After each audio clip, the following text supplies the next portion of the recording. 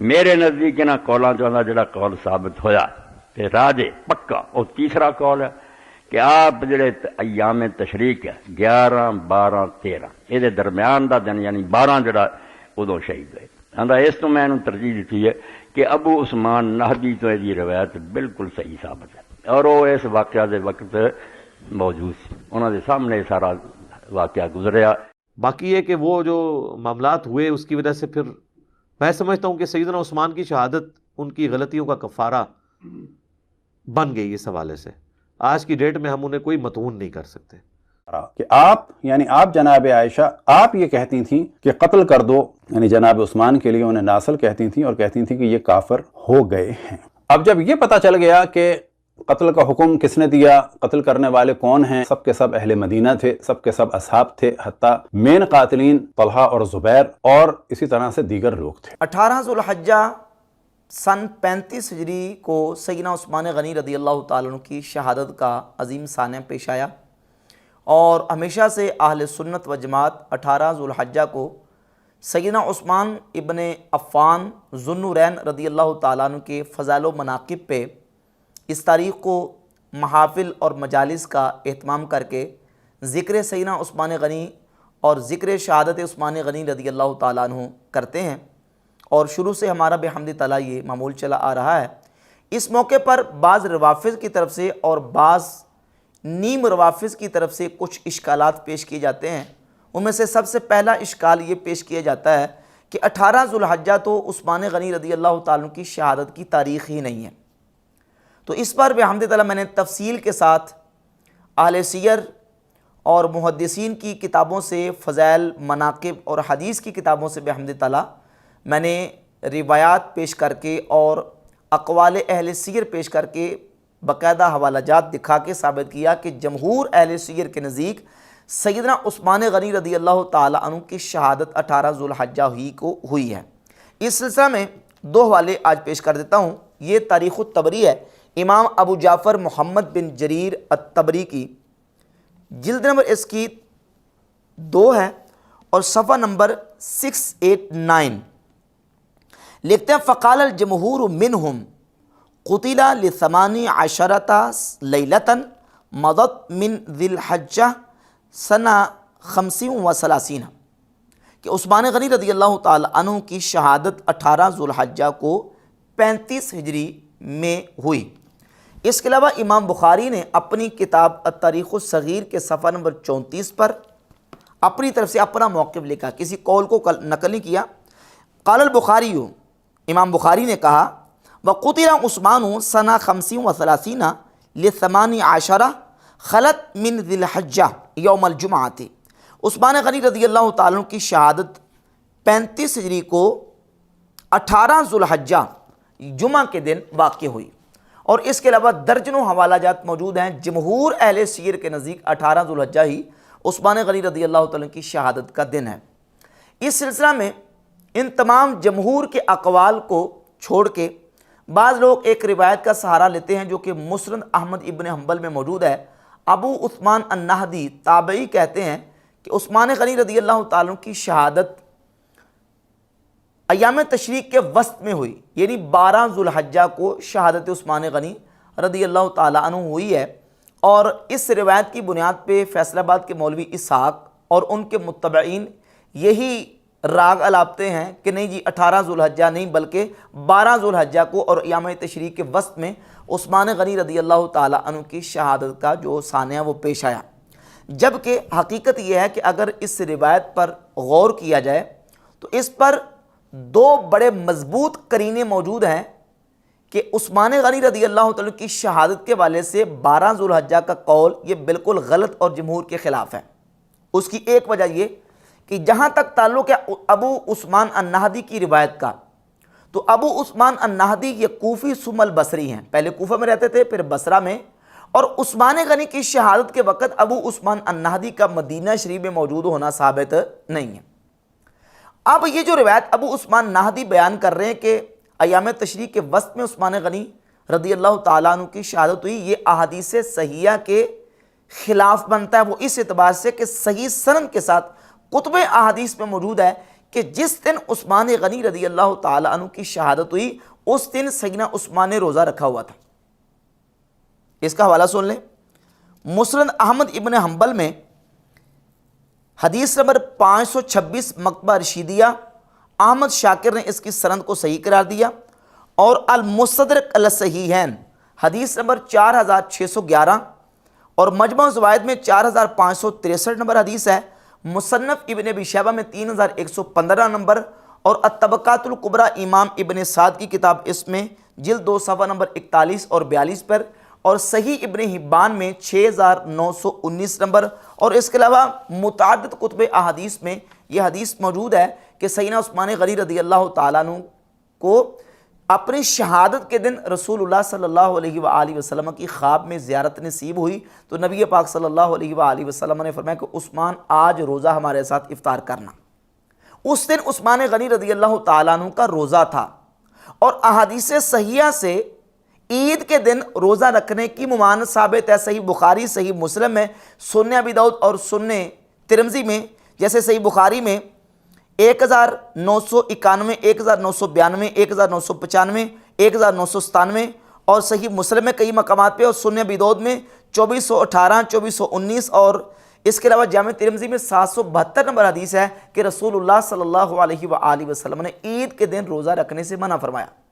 اب اگر ایام تشریق کے وسط میں 12 ذوالحجہ کو عثمان غنی کی شہادت ہوئی،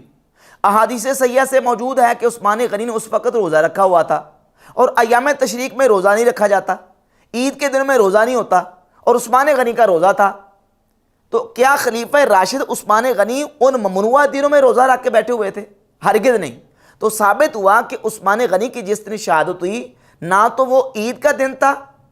یعنی ایام تشریق وہ دن نہیں تھے، بلکہ وہ اس کے بعد والے تھے، اور وہ کیا تھا؟ وہ تاریخ کی جمہور جو اہل سیر کے نزدیک تاریخ ہے کہ کتابوں میں وہ یہ ہے کہ وہ 18 ذوالحجہ ہی کا دن تھا۔ اور پھر اس کے علاوہ ایک اور قرینہ اس پر موجود ہے کہ اہل تشیع کی کتابوں میں سے یہ کتاب بہار الانوار ہے ملا باقر مجلسی کی، اس کی جلد نمبر 58 اور صفحہ نمبر 370 پہ ملا باقر مجلسی نے بغیر تردید کے یہ قول نقل کیا ہے امام طبری کے حوالے سے، اور اس بات کو ثابت رکھا ہے کہ سیدنا مولا علی رضی اللہ تعالی عنہ نے عثمان غنی کی شہادت کے بعد لوگوں کو جو سب سے پہلا خطبہ دیا ہے وہ خطبہ آپ نے 25 ذوالحجہ کو دیا ہے۔ پہلا خطبہ مولا علی کا جمعے کے دن کا 25 ذوالحجہ کو ہے، اور عثمان غنی کی شہادت ہوئی ہے 18 ذوالحجہ پچھلے جمعے۔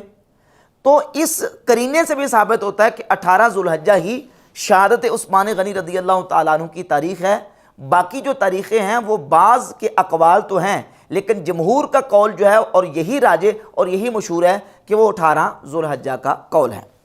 اور دوسرا اشکال اس موقع پر شہادت عثمان غنی رضی اللہ تعالیٰ عنہ کے حوالے سے یہ پراپوگنڈا کر کے پیش کیا جاتا ہے، جو کہ مرزا جیلمی جیسے لوگوں کی طرف سے بھی یہ پراپوگنڈا کیا جاتا ہے کہ عثمان غنی کی جو شہادت ہوئی ہے یہ دراصل عثمان غنی کی جو شہادت ہے ان کی غلطیوں کا کفارہ تھا۔ باقی یہ کہ وہ جو معاملات ہوئے اس کی وجہ سے پھر میں سمجھتا ہوں کہ سیدنا عثمان کی شہادت ان کی غلطیوں کا کفارہ بن گئی اس حوالے سے۔ آج کی ڈیٹ میں ہم انہیں کوئی متون نہیں کر سکتے، یعنی جو انہوں نے پہلے اپنے دور خلافت میں غلطیاں کی تھی ان غلطیوں کی وجہ سے ان کی شہادت واقع ہوئی ہے، اور یہ شہادت پھر ان کے گناہوں کا اور ان کی غلطیوں کا کفارہ بن گئی۔ باقاعدہ اپنے لیکچرز میں اس نے یہ مذموم کوشش کی ہے سیدنا عثمان غنی رضی اللہ تعالیٰ عنہ کے مرتبہ اور مقام کو ڈیگریڈ کرنے کے لیے کہ ان کی غلطیوں کا شہادت ان کی کفارہ بن گئی۔ اور اس نے اپنے ریسرچ پیپر 5B میں روایت نمبر جو لے کے آیا حدیث نمبر 16 اس کے آخر میں اس نے صحیح بخاری مسلم سے جو روایات ذکر کی ہیں، اور ان میں ایک روایت یہ کیونکہ مسلمان کو پہنچنے والی ہر مصیبت میں گناہوں کا کفارہ ہے، حتیٰ کہ معمولی سا دکھ اور کانٹا چبھ جانے پر بھی اس کے گناہ معاف کر دیے جاتے ہیں۔ یہ گویا کہ کہنا یہ چاہ رہا ہے کہ عثمان غنی کی جو شہادت ہوئی ہے دراصل جو انہوں نے اپنی خلافت کے دور میں گناہ یا غلطیاں کی تھی یہ شہادت ان کی گناہوں اور غلطیوں کا کفارہ بن گئی، جبکہ سیدنا عثمان غنی رضی اللہ عنہ کی ذات اقدس کو ظلماً شہید کیا گیا ہے۔ عثمان غنی ظالم نہیں تھے، بلکہ وہ مظلوم تھے، اور جنہوں نے عثمان غنی کو شہید کیا ہے وہ ظالم تھے۔ اور خود رسول اللہ صلی اللہ علیہ وآلہ وسلم کی صحیح احادیث اس پر موجود ہیں کہ نبی پاک صلی اللہ علیہ وآلہ وسلم نے عثمان غنی رضی اللہ عنہ کو شہید کرنے والوں کو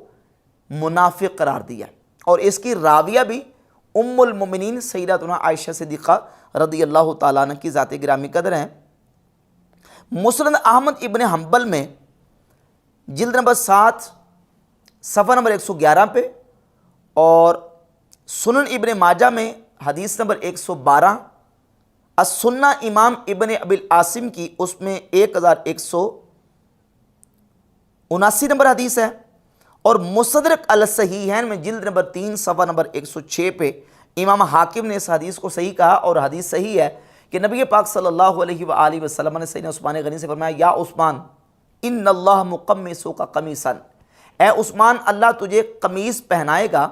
یعنی خلافت کی قمیص پہنائے گا، اور منافق تمہاری خلافت کی قمیص اتارنا چاہیں گے، تم نے اتارنے نہیں دینی۔ یعنی جو لوگ تمہاری خلافت کی قمیص اتارنا چاہیں گے وہ منافق ہوں گے، رسول اللہ صلی اللہ علیہ وآلہ وسلم نے پیشگوئی فرما دی۔ اور مرزا جلمی کیا ثابت کرنا چاہتا ہے کہ عثمان غنی کی شہادت ان کی غلطیوں اور ان کے گناہوں کا کفارہ بن گئی۔ تو عثمان غنی کو ظلماً شہید کیا، کیونکہ مظلوم تھے اور وہ شہید تھے، ان کے گناہوں کی وجہ سے شہادت واقع نہیں ہوئی، یہ اللہ رب العزت نے ان کو درجہ ایک مقام و مرتبہ شہادت کا دینا تھا، جس کی رسول اللہ صلی اللہ علیہ وآلہ وسلم نے پہلے سے پیشگوئی فرمائی ہے۔ اور پھر اس حدیث سے یہ بھی ثابت ہوا کہ سیدہ عائشہ ام المومنین رضی اللہ تعالیٰ عنہ کی ذات گرامی قدر وہ سیدنا عثمان غنی کے فضائل و مناقب کی قائل تھی، نہ صرف بلکہ ان فضائل و مناقب کو وہ اپنی پوری زندگی نشر کرتی رہیں اور امت تک عثمان غنی کے فضائل و مناقب کو پہنچاتی رہیں۔ ان روافظ کے پراپوگنڈے کی بالکل یہاں نفی ہو جاتی ہے جو کہتے ہیں کہ نعوذ باللہ تعالیٰ ام المومنین سیدہ عائشہ رضی اللہ تعالیٰ عنہ وہ عثمان غنی کے قتل میں شریک تھی، نعوذ باللہ تعالیٰ۔ ایک کٹر رافضی نے ایک کلپ بھی اپلوڈ کیا، بیان دیا، اور اس میں یہ ناپاک کوشش کی تاریخ تبری کی ایک جعلی موضوع من گڑھ اور ایک کٹر قسم کے کذاب رافضی کی گڑی ہوئی روایت کا سہارا لے کے کہ حضرت عائشہ اپنے دور میں انہوں نے حضرت عثمان کے خلاف پروپیگنڈا کیا، اور انہوں نے اہل مدینہ کو حکم دیا کہ نعوذ باللہ عثمان اس یہودی کو قتل کر دو، یعنی عثمان غنی کو وہ یہودی کہتی تھی، اور کہتی تھی کہ اقتلوا ھذا ناصل، اس ناصر اس یہودی کو قتل کر دو۔ یہ روایت نصر بن مزاحم الکوفی رافضی کذاب نے گڑی ہے، جس کا سہارا لے کے ایک یوٹیوبر رافضی نے یہ کوشش کی ہے ثابت کرنے کی کہ سیدہ عائشہ ام المومنین رضی اللہ تعالیٰ عنہ کی ذات اقدس نعوذ باللہ عثمان غنی کے قتل میں شریک تھی۔ کہ آپ جناب عائشہ آپ یہ کہتی تھیں کہ قتل کر دو، یعنی جناب عثمان کے لیے انہیں ناصل کہتی تھیں، اور کہتی تھیں کہ یہ کافر ہو گئے ہیں۔ اب جب یہ پتہ چل گیا کہ قتل کا حکم کس نے دیا، قتل کرنے والے کون ہیں، سب کے سب اہل مدینہ تھے، سب کے سب اصحاب تھے، حتیٰ مین قاتلین طلحہ اور زبیر اور اسی طرح سے دیگر لوگ تھے۔ الیاذ باللہ تعالیٰ، یہ ایسے ہی ہے جیسے نواسب کا پروپیگنڈا ہے کہ سیدنا عثمان غنی رضی اللہ تعالیٰ کے شہادت اور قتل میں مولا علی کا ہاتھ تھا، نعوذ باللہ تعالیٰ۔ نہ مولا علی کا ہاتھ تھا، نہ سیدہ عائشہ صدیقہ کا ہاتھ تھا، وہ دونوں نبی کریم علیہ السلام کی جو اہل بیت کے افراد ہیں وہ اس گناہ سے مبرہ اور پاک ہیں۔ جہاں تک سیدہ عائشہ رضی اللہ تعالیٰ عنہ کے حوالے سے تعلق ہے، سیدہ عائشہ رضی اللہ تعالیٰ عنہ تو وہ ہیں جو عثمان غنی کے فضائل و مناقب کو ساری زندگی نشر کرتی رہیں۔ صحیح مسلم میں 6209 نمبر حدیث ہے، سیدہ عائشہ فرماتی ہے کہ نبی پاک علیہ السلام نے عثمان غنی کے فضائل میں یہ بیان کیا کہ الا استحیی من رجل تستحیی منہ الملائکہ، میں ایسے شخص سے حیا کیوں نہ کروں جس سے اللہ رب العزت کے فرشتے بھی حیا کرتے ہیں۔ یعنی عثمان غنی حضور کے صحابہ میں سے خلفائے راشدین میں وہ خلیفہ راشد اور وہ حضور کے صحابی ہیں جن سے فرشتے بھی حیا کرتے ہیں۔ اس منقبت اور فضیلت کو ام المومنین سیدتنا عائشہ صدیقہ رضی اللہ تعالیٰ عنہ روایت فرما رہی۔ تو جو حضرت عثمان غنی کے فضائل اور مناقب بیان کر رہی ہیں وہ نعوذ باللہ عثمان غنی کے خلاف اس طرح کا پروپیگنڈا کیسے کر سکتی؟ اب یہ جو روایت ہے تاریخ تبری کی، یہ روایت بالکل جھوٹی اور من گڑھ اور ایک کذاب رافضی کی گڑی ہوئی ہے جس کا نام ہے نصر بن مزاحم الکوفی۔ نصر بن مزاحم الکوفی کون تھا؟ اس کا تذکرہ یہ اہل تشیع کی اسماء الرجال کی معروف کتاب ہے تنقیح المقال فی علم الرجال لکھنے والا ہے ان کا علامہ مامقانی، جلد نمبر اس کی ہے 3، صفحہ نمبر 269 اور 270 پر نصر بن مزاحم الکوفی کا پورا ترجمہ لکھا ہے اور اس کو رجال شیعہ میں شمار کیا ہے، اور یہ کتاب ہے میزان الاعتدال فی نقد الرجال، جلد نمبر اس کی 7 صفحہ نمبر 24 پر حافظ ذہبی لکھتے ہیں یہ نصر بن مزاحم کون تھا؟ رافضی جلد ترکوہ، یہ کٹر قسم کا رافضی تھا نصر بن مزاحم، جس نے یہ جھوٹی روایت تاریخ طبری والی گھڑی ہے اور محدثین نے اس کو چھوڑ دیا۔ قال العقیلی، امام عقیلی کہتے ہیں شیعی فی حدیثہ اضطراب و خطأ کثیر، یہ شیعی تھا اور اس کی روایتوں میں شدید اضطراب تھا اور شدید خطا تھی۔ وقال ابو خیثمہ تھا، اور ابو خیثمہ نے کہا کانا کذابا، یہ نصر بن مزاحم الکوفی جھوٹا اور کذاب راوی تھا۔ وقال ابو حاتم واہی الحدیث، ابو حاتم نے کہا یہ واہی الحدیث تھا، متروک تھا۔ وقال دارقطنی ضعیف، اور امام دارقطنی نے کہا کہ یہ ضعیف تھا۔ یہ لسان المیزان ہے امام ابن حجر عسقلانی کی، اس کی جلد نمبر 6 صفحہ 157، نصر بن مزاحم الکوفی رافضی جلد ترکوہ، یہ کٹر قسم کا رافضی تھا، محدثین نے اس کو چھوڑ دیا۔ ابو خیثمہ کہتے ہیں یہ کذاب تھا۔ وقال الاجلی، اور امام اجلی کہتے ہیں کانا رافضیا غالیا، یہ پکا غالی قسم کا رافضی تھا۔ اب ایسے غالی قسم کے پکے کٹر کذاب رافضیوں کی روایتیں اہل سنت و جماعت کے خلاف ہرگز حجت نہیں ہو سکتی، اور اگر نعوذ باللہ تعالیٰ اسی طریقے سے پراپوگنڈا کرنا ہے کہ معاذ اللہ تعالیٰ اس طرح کی جھوٹی روایتیں لے کے تو روافظ یہ کہیں کہ نعوذ باللہ عثمان غنی کی شہادت میں سیدہ عائشہ رضی اللہ تعالیٰ عنہ کا ہاتھ تھا، تو یہ پراپوگنڈا تو پھر نواسب بھی کریں گے، اور وہ کرتے ہیں باقاعدہ نعوذ باللہ تعالیٰ، وہ کہتے ہیں کہ نعوذ باللہ عثمان غنی کے قتل میں العیاذ باللہ تعالیٰ مولا علی کا ہاتھ تھا، نعوذ باللہ تعالیٰ۔ جس طرح کہ نذیر احمد شاکر BA اپنی کتاب شمائل علی صفحہ نمبر 156 اور باب نمبر 12 اور 13 عثمانیہ اکیڈمی کراچی سے چھپی ہے، اس میں اس نے اس پورے باب میں نعوذ باللہ تعالیٰ تاریخی جھوٹی روایتیں پیش کر کے یہ پراپوگنڈا کرنے کی کوشش کی ہے کہ حضرت عثمان کو نعوذ باللہ مولا علی نے شہید کروایا، جبکہ مولا علی رضی اللہ تعالیٰ کی ذات گرامی قدر ساری زندگی حلف دیتے رہے، قسمیں کھاتے رہے کہ میرا عثمان غنی کی قتل میں کوئی ہاتھ نہیں ہے۔ اس سلسلہ میں آپ کتاب نہج البلاغہ اہل تشیع کے ہاں مشہور کتاب ہے، مولا علی کے خطبات ان کی طرف منسوب کیے گئے، اس کے صفحہ نمبر 143 پہ خطبہ نمبر 22 اور مکتوب نمبر 58 صفحہ نمبر 676 پہ یہ موجود ہے کہ مولا علی باقاعدہ حلف دے کے قسمیں کھاتے تھے کہ میرا قتل عثمان میں کوئی ہاتھ نہیں ہے۔ اور اس کے علاوہ مصنف عبد الرزاق میں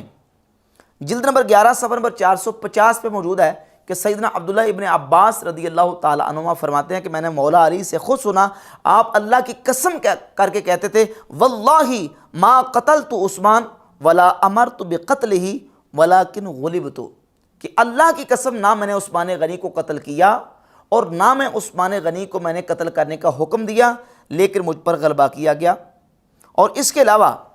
امام ابو زید ابن شبہ کی کتاب ہے تاریخ المدینہ المنورہ، اور اس میں جلد 2 صفحہ نمبر 276 پہ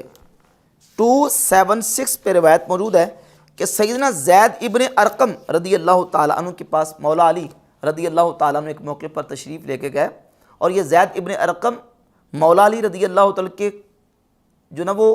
محب صحابی، سارے صحابہ محب تھے، یہ بہت شدید محبت مولا علی سے کرتے تھے، اور مولا علی رضی اللہ تعالیٰ کی جو غدیر خم والی روایت ہے اس کے راوی بھی ہیں زید ابن ارقم رضی اللہ تعالیٰ عنہ۔ یہ وہ زید ابن ارقم ہیں جب مولا علی ان کے گھر میں تشریف لے کے گئے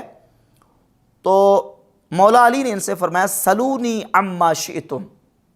مجھ سے پوچھو جو پوچھنا چاہتے ہو، جو بھی تم مجھ سے پوچھو کہ میں تمہیں اس کی خبر دوں گا۔ تو پھر زید ابن ارقم رضی اللہ تعالیٰ عنہ نے جو کہ محب مولا علی ہیں اس موقع پر پوچھا کہ میں نشدتک باللہ، میں آپ کو اللہ کی قسم دے کے کہتا ہوں، آپ مجھے بتائیں انت قتلت عثمان، آپ نے حضرت عثمان کو قتل کیا؟ تو حدیث میں لفظ موجود ہے فنکس رأسہ، مولا علی نے اپنا سر مبارک نیچے جھکا لیا، ثم رفعہ، پھر اپنا سر اٹھایا، فقال، بس آپ نے فرمایا لا والذی فلق الحبۃ وبرأ النسمۃ، اس ذات کی قسم جس نے دانے کو پھاڑا اور جان کو پیدا کیا، ما قتلت عثمان ولا امرت بقتلہ، اللہ کی قسم میں نے عثمان کو قتل نہیں کیا اور نہ ہی میں نے عثمان کو قتل کرنے کا حکم دیا۔ تو بحمد تعالیٰ مولا علی رضی اللہ تعالیٰ عنہ کا دامن بھی عثمان غنی کے قتل سے پاک ہے، نواسب کا پراپوگنڈا جھوٹا ہے، اور سیدہ عائشہ ام المؤمنین رضی اللہ تعالیٰ عنہ کا دامن بھی عثمان غنی رضی اللہ تعالیٰ عنہ کے قتل سے بالکل پاک اور مبرہ ہے۔ روافظ کا یہ پراپوگنڈا بھی بالکل جھوٹا ہے۔ جہاں تک روافظ کی طرف سے سیدہ عائشہ کے خلاف پراپوگنڈا کیا جاتا ہے جھوٹی روایات پیش کر کے کہ وہ عثمان غنی کے قتل میں نعوذ باللہ شریک تھی، اس کا رد کرتے ہوئے علامہ آلوسی نے تفسیر روح المعانی جلد نمبر 21-22 یہ کٹھی چھپی ہے، اس میں صفحہ نمبر 261 پہ اس بات کو بیان کیا۔ کہتے ہیں کذب لا اصل لہ، یہ روایت بالکل جھوٹی ہے، اس کی کوئی اصل نہیں۔ وہ من مفتریات ابن قتیبہ، یہ ابن قتیبہ کی گڑی ہوئی باتوں میں سے ہے، اور ابن عاصم الکوفی اور سمساتی کی گڑی ہوئی باتوں میں سے ہے۔ وَكَانُوا مَشْهُورِينَ بِالْكِذْبِ وَالْإِفْتِرَاءِ، اور یہ لوگ جھوٹ اور افطرا باندھنے میں مشہور تھے۔ بحمد تعالیٰ ان دلائل سے یہ بات بالکل ثابت ہوتی ہے کہ یہ بالکل روافظ کی طرف سے اور نواسب کی طرف سے صحابہ کرام کے خلاف پروپیگنڈا کیا گیا۔ عثمان غنی رضی اللہ تعالیٰ کی ذات گرامی قدر کو ظلماً شہید کیا گیا ہے، اور ان کی شہادت جو ہے یہ ان کا عظیم مرتبہ تھا جو رسول اللہ صلی اللہ علیہ وآلہ وسلم نے پہلے بیان فرما دیا۔